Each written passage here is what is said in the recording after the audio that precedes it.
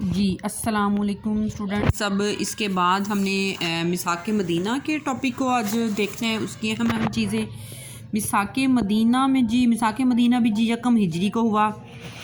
حضور پاک صلی اللہ علیہ وسلم، میثاق مدینہ کا مطلب ہے آپ صلی اللہ علیہ وسلم نے معاہدہ طے کیا یہود کے 3 قبائل اور انصار و مہاجرین اور مکہ کے رہنے والے منافقین یا جتنے بھی لوگ تھے سب کے درمیان حضور پاک صلی اللہ علیہ وسلم نے حضور صلی اللہ علیہ وسلم نے مدینہ کو ایک پرامن ریاست بنانے اور بیرونی خطرات سے بچانے کے لیے مدینہ کے تمام فریقوں کی رضامندی سے ایک معاہدہ کیا۔ اب کتنے فریقین تھے وہ یہ دیکھ لیں۔ معاہدہ کی دفعات پوچھی جا سکتی ہیں، اس میں سے 2-4 جو یہود اور مسلمان اپنے دین میں رہتے ہوئے باہم ایک جماعت بن کر رہیں گے، اپنے اپنے دین میں رہیں گے لیکن ایک جماعت بن کر رہیں گے۔ کوئی بھی طاقت جو اس معاہدے کے کسی فریق سے جنگ کرے گی سب اس کے خلاف تعاون کریں گے۔ معاہدے کے سارے شرکاء پر مدینہ میں ہنگامہ آرائی اور کشت و خون حرام ہوگا۔ اس معاہدے کے فریقوں میں کوئی نئی بات یا جھگڑا پیدا ہو جائے تو فیصلہ رسول صلی اللہ علیہ وسلم فرمائیں گے۔ قریش اور اس کے مددگاروں کو پناہ نہیں دی جائے گی۔ یہ دیکھیں، یہ دو ٹاپکس، اس میں سے 2 پوائنٹ آپ اہم ہیں، یاد کر لیں۔ پہلا، دوسرا اور یہ چھٹا کہ قریش اور اس کے مددگاروں کو پناہ نہیں دی جائے گی، فیصلہ آپ صلی اللہ علیہ وآلہ وسلم فرمائیں گے۔ اور مدینہ کے سارے شرکاء پر ہنگامہ ہو رہا ہے۔ یہ اس کی دفعات پوچھی جا سکتی ہیں کہ میثاق مدینہ کی اہم دفعات کیا تھی۔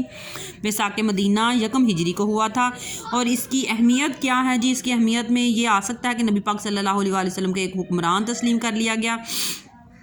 یہ گویا اس نئی ریاست کا یہ پہلا تحریری آئین تھا۔ یہ مدینہ کی جو ریاست تھی اس کا پہلا تحریری آئین تھا۔ اس کی روح سے تمام فریقوں نے آپس میں لڑنا حرام کر دیا۔ ظلم و زیادتی کے ماحول میں کمزور اور مظلوم آدمی نے سکھ کا سانس لیا کہ اب کسی پر ظلم نہیں ہوگا، اگر ظلم ہوگا تو حضور صلی اللہ علیہ وآلہ وسلم جیسی عدل و انصاف کرنے والی ذات بطور سربراہ ریاست میں یہاں موجود ہے۔ مدینہ کے مشترکہ دفاع کی شرط سے بیرونی حملہ کے خلاف جنگ کرنا اور مدینہ کا دفاع کرنا آسان ہو گیا۔ یعنی سارے مل کر اگر ایک کوئی بیرونی حملہ کرتا ہے تو وہ اس کی حفاظت کریں گے، تو کوئی بیرونی حملہ ویسے ہی نہیں کرے گا، کیونکہ ظاہر ہے ان کے لیے پاسبلٹی ختم ہو جائے گی کہ سب لوگوں نے مل کر ہم پر حملہ کر دینا ہے۔ شخصی سوچ کے مقابلے میں اجتماعی سوچ پروان چڑھنے لگی۔ معاہدہ کے تمام فریقین سے دستخط کروا لینا حضور پاک صلی اللہ علیہ وآلہ وسلم کی بہت بڑی کامیابی تھی۔ مسلمانوں کو تمام قبائل میں اسلام کی تبلیغ کرنے اور اپنے دین کے مطابق زندگی بسر کرنے میں کوئی دشواری نہ رہی۔ جی صلح حدیبیہ کب ہوا جی؟ ذی-القعدہ 6 ہجری میں۔ یہ مین بات ہے کہ صلح حدیبیہ کب ہوا، کس مہینے میں ہوا؟ تو یہ ذی-القعدہ کا مہینہ تھا اور ہجری 6 تھی۔ جی آپ صلی اللہ علیہ وآلہ وسلم نے عمرہ کا 6 سال بعد عمرہ کرنے کی کیوں آپ نے کوشش کی؟ تو یہ جی کیوں عمرہ کرنے کے لیے گئے؟ تو آپ صلی اللہ علیہ وآلہ وسلم نے خواب دیکھا تھا جس میں آپ صلی اللہ علیہ وآلہ وسلم عمرہ فرما رہے تھے، تو آپ نے عمرہ پر جانے کا ارادہ ظاہر کر دیا اور صحابہ کرام عمرہ کی خبر سن کر بہت خوش ہوئے۔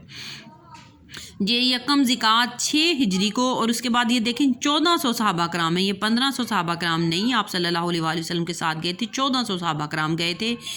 اور مسافرانہ قربانی کے اونٹ تھے اور مسافرانہ اسلحہ یعنی تلوار کے علاوہ اور کچھ نہ تھا۔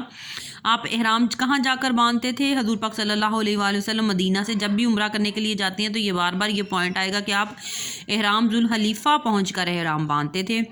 قریش مسلمانوں کو عمرہ سے روکنے کی کوشش اس سلسلے میں جی لیکن مسلمانوں کو وہ عمرہ نہیں کرنا دینا چاہ رہے تھے کہ مسلمان عمرہ نہیں کریں گے، لیکن حالانکہ یہ حرام مہینے تھے اور عربوں میں کہ ہاں لڑائی کو گناہ سمجھاتا تھا، دشمن سب کو عمرہ کرنے کی آزادی ہوتی، لیکن کفار کو مسلمانوں کا عمرہ کرنا گوارا نہ تھا۔ لہٰذا خالد بن ولید کی سربراہی میں 200 مسلح سواروں نے آگے بڑھ مسلمانوں کو قافلے کے روکنے کے لیے مقام ذی طوا پر پڑاؤ ڈالا۔ اب کہاں پہ جی 3 MCQ ہیں اس میں۔ خالد بن ولید کے دستے نے کہاں پڑاؤ ڈالا؟ مقام ذی طوا میں۔ اور کتنے دستہ؟ 200 سواروں کا دستہ تھا جی۔ کس کی سربراہی میں؟ خالد بن ولید کی۔ مسلمان جب ظہر کی نماز ادا کر رہے تو خالد بن ولید مسلمانوں کا لشکر دیکھ رہا تھا۔ مسلمانوں کو رکوع اور سجدے کی حالت میں دیکھ کر اس نے پروگرام بنایا کہ عصر کی نماز کے دوران حملہ کر دیا جائے گا، لیکن اسی دوران صلاۃ الخوف کا حکم نازل ہوا۔ اب جی صلاۃ الخوف کا حکم کب نازل ہوا؟ صلح حدیبیہ میں ہوا، جس کی وجہ سے خالد بن ولید کا پروگرام کامیاب نہ ہو سکا۔ حضور صلی اللہ علیہ وآلہ وسلم نے پھر بھی خالد بن ولید سے الجھنے کی بجائے راستہ تبدیل کر کے چلنے کا حکم دیا اور مسلسل چلتے ہوئے حدیبیہ کے مقام پر جا کر قیام فرمایا۔ جو کہ مقام حرم میں داخل تھی۔ جی آپ صلی اللہ علیہ وسلم نے کہاں قیام فرمایا؟ حدیبیہ کے مقام پر فرمایا۔ اور خالد بن ولید کیوں حملہ نہ کر سکا عصر کے وقت؟ ظہر کے وقت وہ ان کو دیکھ رہا تھا کیونکہ صلاۃ الخوف کا حکم نازل ہو گیا تھا۔ اب سفارت کاری قریشیوں نے پیغام دے کر کن کن لوگوں کو بھیجا تھا حضور پاک صلی اللہ علیہ وسلم کے آپ واپس چلے جائیں؟ سفارت کا مطلب ہوتا ہے جو سفیر پیغام لے کر آتا ہے۔ سب سے پہلے بدیل بن ورقہ خزائی آپ کے پاس آیا، قریش کی طرف سے خدشات کا اظہار کیا۔ آپ نے فرمایا میں کسی سے لڑنے نہیں آیا، قریش کو چاہیے کہ مجھے میرے حال پر چھوڑ دے اور کچھ مدت کے لیے صلح کر لیں۔ اگر اہل عرب اسلام قبول کر لیں تو یہ بھی اسلام قبول کر لیں، ورنہ مدت گزر جانے کے بعد یہ تازہ دم ہوں گے اور لڑائی کر سکیں گے، جبکہ میں تو اس وقت تک ان سے لڑتا رہوں گا جب تک میری گردن جدا نہ ہو، یا اللہ اپنا فیصلہ نافذ فرما دے۔ حضور بدیل نے حضور پاک صلی اللہ علیہ وسلم کی گفتگو قریش تک پہنچا دی۔ اس کے بعد قریش کے دوسرے سفیر عروہ بن مسعود آئے اور حالات کا جائزہ لیا۔ حضور صلی اللہ علیہ وآلہ وسلم نے ان سے بھی وہی بات کی۔ عروہ بن مسعود نے واپس آیا اور قریش کو حضور صلی اللہ علیہ وآلہ وسلم کی طرف سے دی گئی تجویز کو دہراتے ہوئے کہا کہ میں نے کیسر و کسرا کے دربار دیکھے ہیں، لیکن جو تعظیم اور مرتبہ حضور صلی اللہ علیہ وآلہ وسلم کا دیکھا ہے وہ کسی دربار میں نہیں دیکھا۔ لوگ آپ کے وضو کے پانی کو بھی زمین پر گرنے نہیں دیتے تھے۔ بہتر ہے کہ حضور کی تجویز کو مان لیا جائے۔ جی دیکھیں اب عروہ بن مسعود نے واپس آ کر کیا پیغام دیا کہ بہتر ہے کہ حضور پاک صلی اللہ علیہ وآلہ وسلم کی تجویز کو مان لیا جائے۔ حضور پاک صلی اللہ علیہ وآلہ وسلم نے سفیروں کو کیا جواب دیا یہ بھی ہے، دیکھ لیں ایک دفعہ کہ کیا حضور پاک صلی اللہ علیہ وآلہ وسلم نے اس کے بعد جی کیا کیا حالات خراب کرنے کے لیے۔ جب دیکھا کہ قریش کے نوجوانوں نے دیکھا کہ بزرگ صلح کرنے آ رہے ہیں تو انہوں نے حالات کو خراب کرنے کے لیے پروگرام بنایا کہ رات کو مسلمانوں کے کیمپ پر حملہ کر کے ہنگامہ برپا کر دیا جائے تاکہ جنگ کی آنکھ بھڑک اٹھے۔ جو ہی وہ رات کو گئے، اسلامی قافلہ کے پہرےداروں میں سے کمانڈر محمد بن مسلمہ نے ان سب کو گرفتار کر کے آپ کی خدمت میں پیش کر دیا۔ جب کس نے یہ قریشی نوجوانوں نے جو شرارت کی تھی اس کو کس نے قابو کیا؟ کمانڈر محمد بن مسلمہ نے ان سب کو گرفتار کر کے آپ کی خدمت میں پیش کر دیا۔ اس کے بعد حضور پاک صلی اللہ علیہ وآلہ وسلم نے حضرت عثمان رضی اللہ عنہ کو سفیر بنا کر بھیجا تھا۔ صلح حدیبیہ میں آپ صلی اللہ علیہ وآلہ وسلم کے سفیر کون تھے؟ عثمان رضی اللہ عنہ۔ اور قریش کے سفیر کون تھے؟ دو تھے جی، بدیل بن ورقہ خزائی اور عروہ بن مسعود۔ عروہ بن مسعود نے حضور پاک کی تجویز کو مان لینے کی تجویز دی تھی، لیکن قریشیوں کے نوجوانوں نے شرارت کر دی تھی اور رات کو۔ اس کے بعد جی حضرت عثمان رضی اللہ عنہ جو تھے وہ چلے گئے تھے حضور پاک صلی اللہ علیہ وآلہ وسلم کا پیغام لے کر، لیکن عثمان اپنی سفارتی مہم پوری کر چکے اور انہوں نے پیشکش کی کہ آپ طواف کعبہ کی پیشکش آپ کر لیں، طواف کعبہ، اور حضور صلی اللہ علیہ وآلہ وسلم کے بغیر یہ اکیلے ہی کر لیں۔ تو حضرت عثمان نے کہا کہ حضور کے بغیر اکیلے ہی طواف کیسے کر لوں میں، یہ نہیں ہو سکتا۔ حضرت عثمان اپنی سفارتی مہم پوری کر چکے، لیکن قریش نے انہیں روک لیا، شاید اسی خیال سے کہ آمدہ صورتحال پر قطعی معاملات طے ہو جائیں۔ حضرت عثمان کی تاخیر سے مسلمانوں میں افواہ پھیل گئی کہ شاید حضرت عثمان کو شہید کر دیا گیا، اسی وجہ سے وہ واپس جب کیا افواہ پھیل گئی کہ حضرت عثمان رضی اللہ عنہ کو شہید کر دیا گیا، جس کی وجہ سے وہ ابھی تک واپس نہیں آئے۔ جب اس حضرت عثمان کے شہید ہونے کی وجہ سے حضور پاک صلی اللہ علیہ وآلہ وسلم نے بیعت رضوان طے کی تھی کہ یہ کس کے نیچے جی یہ طے کی تھی؟ ببول کے درخت کے نیچے قتل عثمان کے بدلہ کے لیے آپ صلی اللہ علیہ وآلہ وسلم تشریف فرما ہوئے تو صحابہ بیعت کے لیے دوڑ پڑے۔ جب سب کی بیعت ہو گئی تو اپنے دائیں ہاتھ کو حضرت عثمان کا ہاتھ قرار دیا اور ان کی طرف سے بھی بیعت کی۔ یہ اس سلسلے میں ہی ہے، یہ جو سورۃ فتح کی آیت ہے جی، اللہ تعالیٰ مومنین سے راضی ہو گیا جب وہ تیرے ہاتھ پر درخت کے نیچے بیعت کر رہے تھے۔ اب جی صلح کی شرائط لکھنے کے لیے کون کون آیا جی؟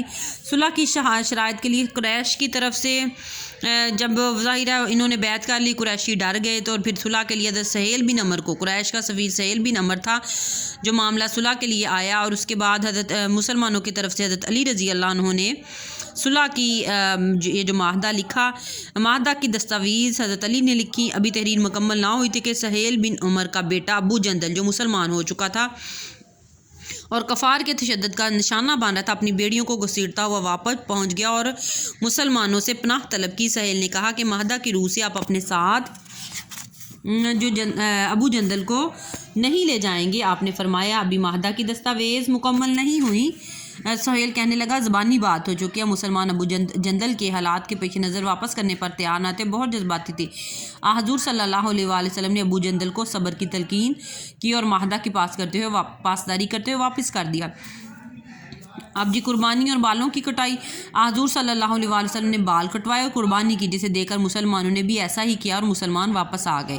یہ دیکھیے، یہ آپ صلی اللہ علیہ وآلہ وسلم نے جو عمرہ کی رسومات ہوتی ہیں کہ قربانی کرنا، بال کٹوانا اور احرام باندھنا، وہ آپ نے تمام اپنی طرف سے عمرہ ادا کر دیا تھا، لیکن مصلحت کے تقاضے کی وجہ سے آپ صلی اللہ علیہ وآلہ وسلم جو تھے، آپ صلی اللہ علیہ وآلہ وسلم نے قریش کے ساتھ معاہدہ طے کر دیا کہ اگر ایک معاہدہ طے ہو جاتا ہے اس کا مطلب ہے فریقین آپ کو مان لیتے ہیں، تو اس سے بہتر تھا کہ وہ مان لیں تو کوئی نہیں، عمرہ تو اگلے سال بھی ہو سکتا تھا، لیکن آپ صلی اللہ علیہ وآلہ وسلم نے عمرہ کی تمام رسومات ادا کر دی تھی۔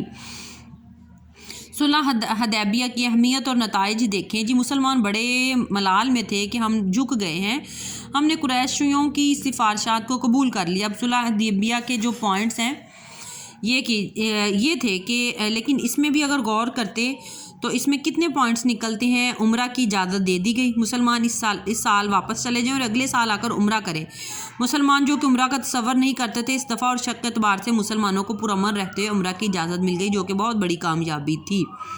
حضور پاک صلی اللہ علیہ وآلہ وسلم کی بصیرت کو پتہ تھا کہ یہ کامیابیاں زیادہ اچھی ہیں بجائے کہ ہم اس دفعہ عمرہ کر لیں، تو مسلمانوں کو یہ ساری فائدے کی باتیں بتائی جا رہی ہیں کہ اس سے مسلمانوں کو یہ فائدے حاصل ہوں گے۔ اب جی جنگ بندی کا فائدہ اور کیا ہوگا؟ 10 سال، اب کتنے سال کی جنگ بندی کا معاہدہ کیا گیا صلح حدیبیہ کے معاہدے میں؟ 10 سال کی جنگ بندی کے معاہدے سے مسلمان قریش کی دشمنی سے اور حملوں سے فارغ ہو گئے اور پورے جزیرہ عرب میں دعوت و جہاد کا سلسلہ شروع ہو گیا۔ قریش معاہدہ کی روح سے مداخلت نہیں کر سکتے تھے، لہٰذا صرف 2 سالوں میں مسلمانوں کو اس قدر فتوحات ہوئیں اور دعوت اسلام پھیلی کہ گزشتہ طویل عرصہ میں اس قدر کام نہ ہوا تھا، کیونکہ پہلے قریشی جو تھے وہی اپنی مکاریوں سے اور اپنی سازشوں سے مسلمانوں کو فرصت نہیں لینے دے رہے تھے۔ اب ان کے ساتھ معاہدہ طے